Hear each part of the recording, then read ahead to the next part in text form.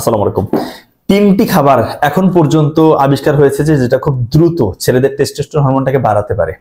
আমরা জানি যে টেস্টোস্টেরন হরমোন এক ধরনের স্টেরয়েড হরমোন, যার মূল কাঁচামাল হচ্ছে কোলেস্টেরল।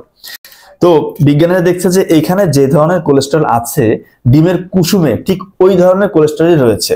তার মানে ডিমের কুসুম যদি প্রতিদিন কেউ একটি বা দুটি খায়, যাদের কোনো হার্টের সমস্যা নেই, যাদের অতিরিক্ত কোলেস্টেরল নেই, তারা 2টা-3টা পর্যন্ত খেতে পারেন।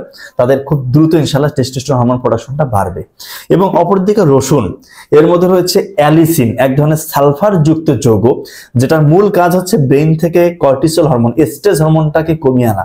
আমরা জানি যে যারা অনেক বেশি স্ট্রেসে থাকে তাদের কর্টিসল হরমোন বেড়ে যায়, এবং কর্টিসল হরমোন কিন্তু ডিরেক্টলি টেস্টোস্টেরন হরমোনটাকে বাধাগ্রস্ত করে, মানে কমিয়ে আনে। তার মানে কেউ যদি রসুন খায়, যারা স্ট্রেসের মধ্যে আছেন, তার কর্টিসল হরমোনটা কমে যাবে, অপরদিকে টেস্টোস্টেরন হরমোনটা বেড়ে যাবে। এবং তৃতীয় নাম্বার খাবার হচ্ছে গ্রিন টি।